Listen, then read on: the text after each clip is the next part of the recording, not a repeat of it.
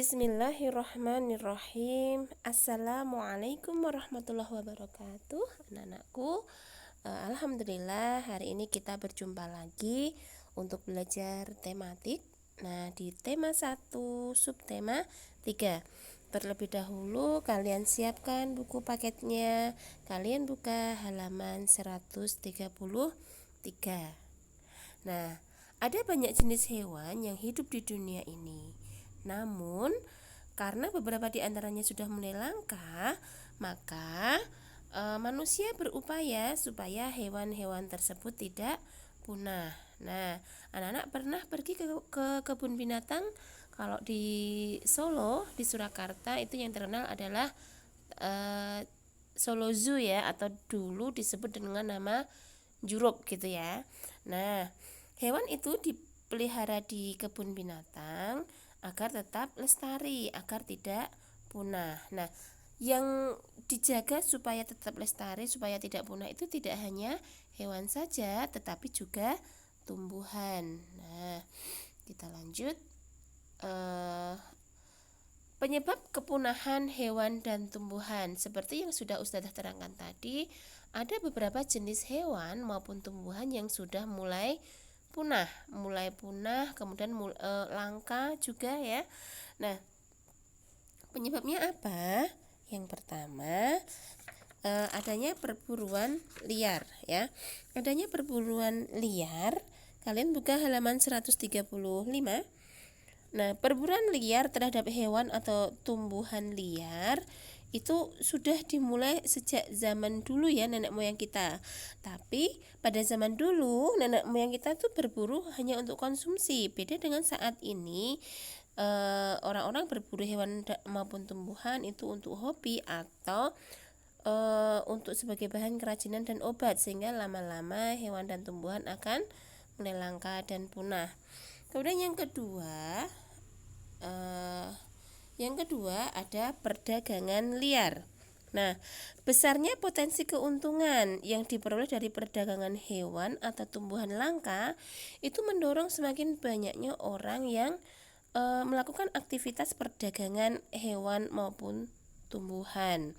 Kemudian semakin langka suatu hewan atau tumbuhan tersebut, maka harganya juga akan semakin mahal, dan ini sangat menggiurkan ya. Yang ketiga adalah pembalakan liar. Anak sering mendengar mungkin di berita di televisi ya. Hutan merupakan tempat tinggal atau habitat alami bagi sebagian besar satwa liar.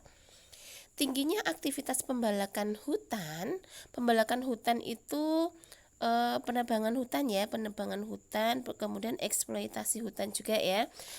Nah, pembalakan hutan secara liar yang terjadi telah mengganggu dan merusak serta menghilangkan habitat makhluk hidup tersebut. Yang keempat, ada kebakaran hutan. Nah, kebakaran hutan ini bisa terjadi secara alami maupun karena akibat ulah manusia. Nah, hutan yang terbakar akan menyebabkan tumbuhan, termasuk tumbuhan langka juga, itu akan kehilangan habitatnya. Nah, lama-lama akan mati. Yang kelima, adanya pembangunan permukiman. Jadi jumlah penduduk di dunia ini semakin lama akan semakin banyak. Nah, kalau semakin banyak penduduknya, maka kebutuhan akan tempat tinggal juga bertambah. Nah, maka banyak manusia yang mulai melirik hutan untuk dijadikan lahan pemukiman, sehingga akan mendesak habitat asli dari hewan dan tumbuhan. Kemudian yang keenam, hewan dan tumbuhan ini kadang-kadang disebut sebagai hama atau makhluk yang mengganggu. Nah, oleh sebab itu hewan dan tumbuhan ini dibasmi oleh manusia. Padahal bukan hewan dan tumbuhan yang mengganggu hidup manusia, tetapi manusialah yang telah mengganggu habitat mereka. Seperti itu. Kemudian kita lanjut di beberapa usaha pencegahan kepunahan hewan dan tumbuhan. Kalian lihat di halaman 136 ya. Usaha-usaha apa saja yang dilakukan untuk melestarikan tumbuhan dan hewan? Nah, yang pertama ada pelestarian secara in situ. Nah, pelestarian in situ adalah pelestarian hewan dan tumbuhan yang dilakukan pada habitat aslinya. Misalkan ada pelestarian komodo itu di Pulau Komodo. Ada pelestarian badak bercula 1 di ujung kulon, jadi di habitat aslinya. Nah, model pelestarian in situ itu dapat dilakukan melalui kawasan suaka alam dan kawasan pelestarian alam. Nah, yang A, suaka alam adalah kawasan hutan yang mempunyai fungsi utama sebagai pengawetan keanekaragaman tumbuhan dan hewan serta ekosistemnya. Nah, contohnya ada cagar alam, kemudian ada suaka marga satwa. Untuk contoh-contoh dari cagar alam di Indonesia dan contoh suaka marga satwa di Indonesia, kalian lihat di halaman 136 137, kalian baca ya. Kemudian yang B, ada kawasan pelestarian alam. Kawasan pelestarian alam itu merupakan hutan dengan ciri khas tertentu. Fungsi utamanya untuk perlindungan sistem penyangga kehidupan, pengawetan keanekaragaman jenis tumbuhan dan hewan. Kawasan pelestarian alam meliputi Taman Nasional. Nah, Taman Nasional adalah kawasan pelestarian alam sesuai dengan ekosistem aslinya. Contohnya ada Taman Nasional Gunung Leuser, Taman Nasional Kerinci Seblat, ada Taman Nasional Waikambas, kemudian ada juga Taman Nasional Ujung Kulon. Yang kedua ada Taman Hutan Raya. Di dekat sini, yang dekat daerah sini ada di daerah Ngargoyoso ya, di Tahura, Taman Hutan Raya di daerah Ngargoyoso.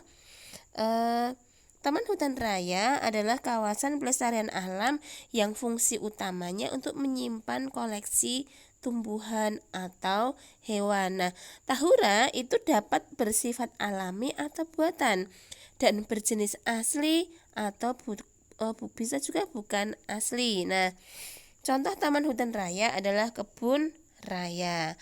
Ada 5 kebun raya di Indonesia, yaitu Kebun Raya Bogor, Kebun Raya Cibodas, Kebun Raya Purwodadi, Kebun Raya Bali, dan Kebun Raya Batur Raden. Baik, oke.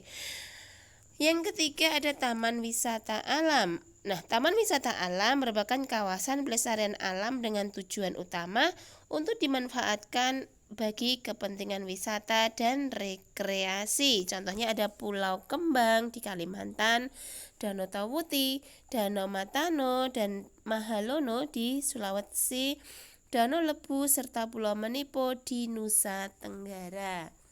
Oke. Kemudian kita lanjut yang kedua, halaman 139, pelestarian ex situ. Pelestarian ex situ adalah pelestarian hewan serta tumbuhan yang dilakukan di luar habitat aslinya. Nah, pelestarian secara ex situ dapat dilakukan dengan rehabilitasi, kemudian ada penangkaran, serta budidaya hewan dan tumbuhan. Nah, ada apa saja yang untuk ex situ? Nah, yang pertama ada pelestarian ex situ, ada rehabilitasi. Rehabilitasi dilakukan terhadap hewan yang pernah ditangkap atau yang pernah diburu. Kemudian atau jenis hewan yang lahir tidak di habitat asli tapi di kandang peliharaan. Oke, rehabilitasi. Yang kedua ada penangkaran. Nah, penangkaran ini dilakukan dengan perkembangbiakan buatan. Ada contohnya penangkaran penyu, penangkaran orang utan, kemudian ada penangkaran buaya. Lanjut lagi, ada budidaya tumbuhan. Nah, ini dapat dilakukan di kebun botani. Nah, kebun botani itu tempat membudidayakan berbagai jenis tumbuhan yang mempunyai nilai ekonomis atau tumbuhan ini penting untuk kemajuan ilmu pengetahuan. Oke, kita lanjut lagi. Nah, kita mencari informasi dari teks. Nah, tadi di halaman 136, anak-anak silahkan dibaca usaha pelestarian tumbuhan dan hewan ya. Nah, kalian buat di situ ya, di halaman 141 kalian isi. Jadi tabel halaman 141 kalian isi. Ada contoh hewan langka, ada contoh tumbuhan langka, kemudian perlu usaha pencegahan yaitu dengan cara ex situ, in situ apa saja. Nah, kalian kerjakan ya, kalian kerjakan, tidak usah dikumpulkan, untuk latihan soal saja. Kemudian ini membuat peta pikiran bisa ya. Kita belajar tentang laporan investigasi. Nah, laporan investigasi di situ kalian bisa membaca halaman 142 ya. 142 mempertahankan kekayaan bangsa yang hampir punah, gajah Sumatera. Kalian baca dengan baik, kemudian kalian bisa menuliskan informasi apa saja yang kalian peroleh dari teks tersebut. Nah, sekarang kita lanjut untuk mencari membuat peta pikiran ya, membuat peta pikiran. Kemudian kita akan belajar tentang laporan investigasi. Nah, jika kalian memiliki pengalaman ya, punya pengalaman, nah pengalaman itu dapat ditulis kemudian dikembangkan menjadi sebuah laporan investigasi, menjadi sebuah teks laporan investigasi. Teks yang berisi fakta, nah itu merupakan ciri-ciri laporan investigasi. Fakta itu realita, kenyataan ya. Ciri-ciri laporan investigasi ada 3, yaitu pertama, struktur laporan terdiri atas pengertian umum, deskripsi bagian, dan kesimpulan. Yang kedua, membuat informasi berdasarkan fakta. Yang ketiga, fakta ini ditulis berdasarkan hasil penelitian, investigasi, pengamatan, atau wawancara yang telah dilakukan. Oke, kemudian kita lanjut lagi, Nak. Mencari informasi kondisi politik negara ASEAN. Nah, ini kalian baca halaman 143 ya. 143 ya. Kita ulangi lagi tentang ASEAN ya. ASEAN dari proses terbentuknya, halaman 145, terbentuknya yang dimulai dengan adanya deklarasi Bangkok tanggal 8 Agustus 1967. Kemudian diprakarsai oleh 5 Menlu atau Menteri Luar Negeri dari Indonesia, yaitu Adam Malik, dari Singapura yaitu S. Rajaratnam, dari Filipina yaitu Narcisco Ramos, dari Thailand yaitu Tanat Koman, kemudian dari Malaysia yaitu Tun Abdul Razak. Nah, kemudian seiring berjalannya waktu, saat ini sudah ada 10 anggota negara ASEAN. Kemudian yang kedua ada tujuan ASEAN, kalian baca di situ ya. Tujuannya banyak sekali. Salah satunya untuk mempercepat pertumbuhan ekonomi, sosial, dan kebudayaan di wilayah Asia Tenggara. Kemudian memperkukuh perdamaian dan stabilitas regional yang menjunjung tinggi rasa keadilan dan norma hukum, dan seterusnya. Kalian baca. Kemudian negara-negara di ASEAN siapa saja, negara mana saja yang termasuk, yaitu ada Indonesia, Malaysia, halaman 146, 146 kalian lihat nanti ya, dibaca. Indonesia, Malaysia, Singapura, Brunei Darussalam, Thailand, Myanmar, Vietnam, kemudian ada Kamboja, ada Laos, dan yang terakhir ada Filipina. Jadi sampai halaman 154.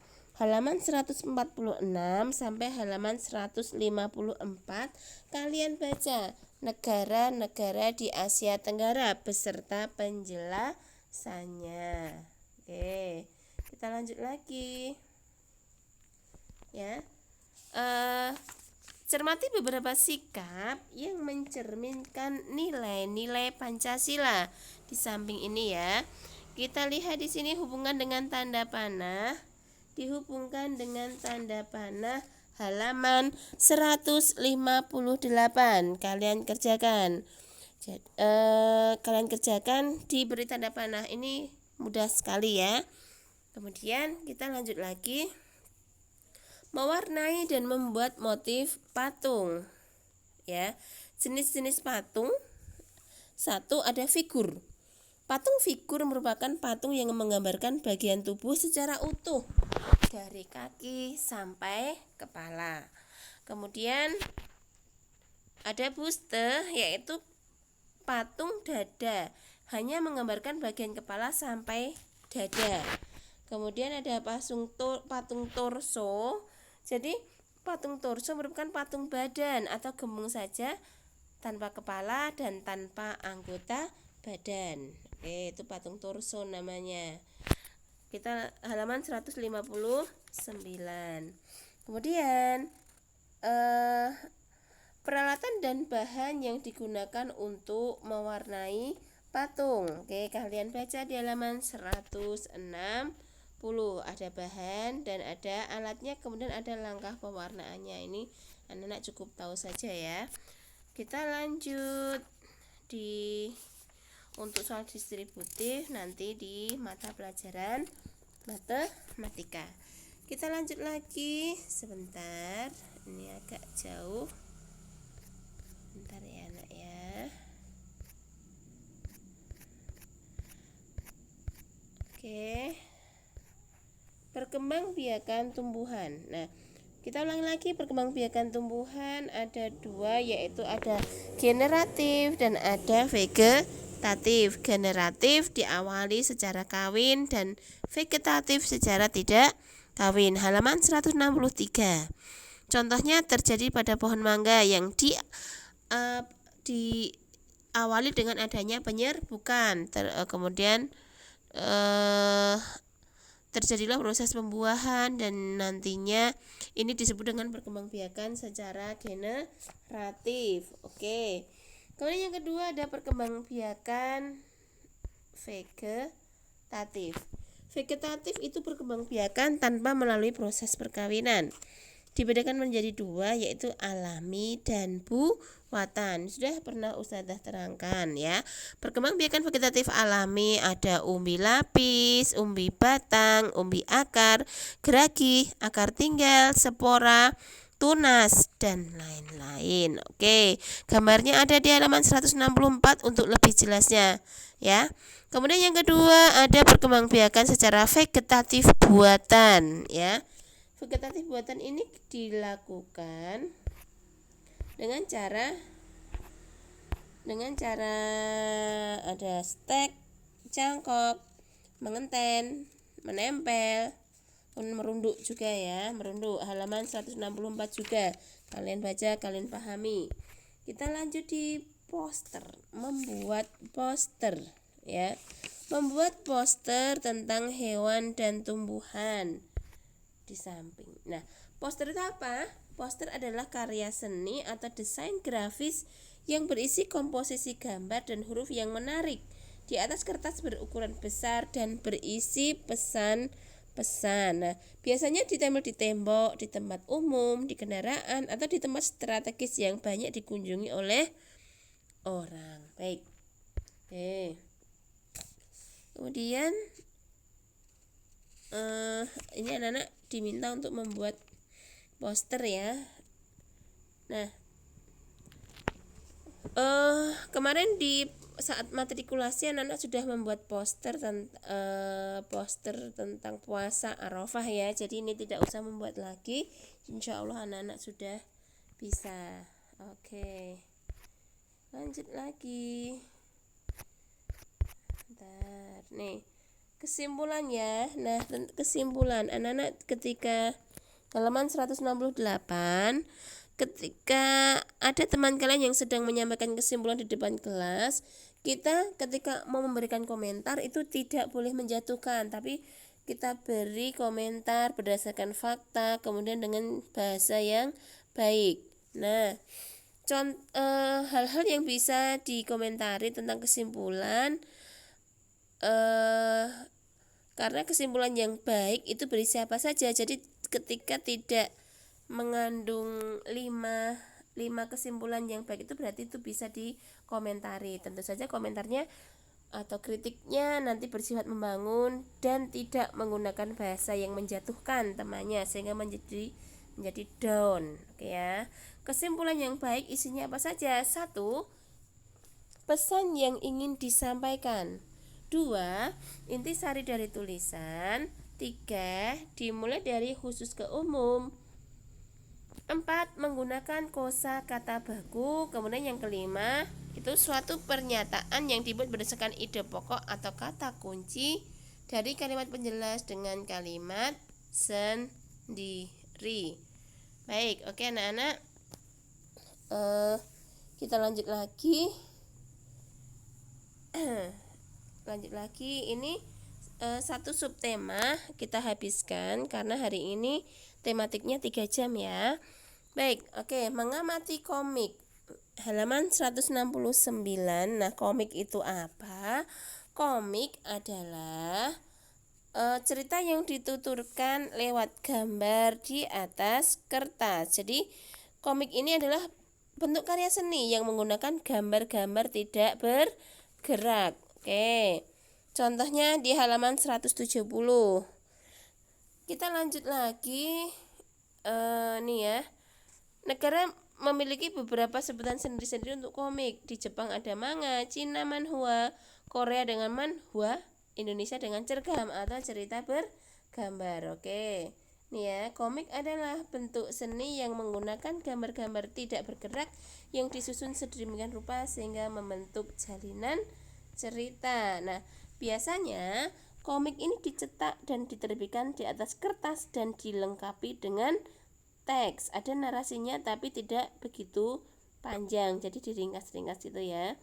Nah, komik ini dapat diterbitkan dalam berbagai bentuk, mulai dari komik di koran atau surat kabar, komik di majalah, hingga berbentuk buku ya, buku sendiri. Oke, kita lanjut lagi. Nih, ini ada cerita bergambar. Oke, itu sebentar kita nih. Apakah komik nih, ada komik di situ ya, halaman 170. Nah, nanti bisa dilihat komik di atas menggambarkan penerapan Pancasila atau tidak. Kemudian sila berapa? Coba kalian jawab. Oke. Kemudian kita akan menilai kesimpulan teman dengan teks bunga anggrek. Jadi dari teks bunga anggrek tersebut anak-anak nanti mencari kesimpulannya ya, cari kesimpulannya. Latihan saja, dicari kesimpulan dari teks bunga anggrek tersebut, halaman 171. Oke. Nah, kita lewati saja. Ini juga. Nah, kehidupan sosial, ekonomi dan politik negara ASEAN ini sudah pernah juga ya, sudah pernah juga di halaman sebelumnya, bisa direview lagi. Kita lanjut. Membuat patung sederhana ya, tadi ada beberapa jenis patung ya, beberapa jenis patung, nanti anak-anak bisa melihat lagi. Oke. kita lewati. Membuat komik tadi ya, komik tadi adalah cerita bergambar. Oke. Nah, langkah-langkah untuk membuat komik. Jadi komik itu dibuat ketika ingin bagus ya kita buat langkah-langkahnya sesuai dengan ini ya. Membuat plot atau membuat plot atau struktur rangkaian urutan cerita. Jalan ceritanya bagaimana. Yang kedua, membuat draft. Draft itu rencana gambar dengan menggunakan pensil, jangan pulpen ya. Karena ketika terjadi kesalahan mudah untuk dihapus. Yang ketiga, membentuk outline gambar. Rapikan draft gambar yang dibuat, kemudian rapikan kotak dan bentuk-bentuk persegi lainnya menggunakan penggaris. Yang keempat, menghapus draft pensil. Setelah outline gambar selesai, draft pensilnya tadi dihapus. Kemudian membuat detail gambar, melakukan koreksi, menambahkan screen tone, kemudian yang terakhir adalah menambahkan dialog jika diperlukan. Ya, membuat plot, draft, outline, menghapus draft pensil, membuat detail gambar, melakukan koreksi dan menambahkan screen tone. Yang 8, menambahkan dialog. Ini anak ya, hari ini alhamdulillah kita ngebut ya. Subtema 3 sudah Ustazah terangkan, nanti kalian pahami sambil kalian lihat di bukunya ya. Demikian, kalau ada salah-salah kata Ustazah mohon maaf. Seperti biasa, pesan Ustazah, patuhi nasihat ayah dan ibu. Yang kedua, selalu sholat wajib tepat waktu. Yang ketiga, senantiasa murojaah dan juga tilawah. Yang keempat, tetap laksanakan protokol kesehatan. Demikian, wassalamualaikum warahmatullahi wabarakatuh.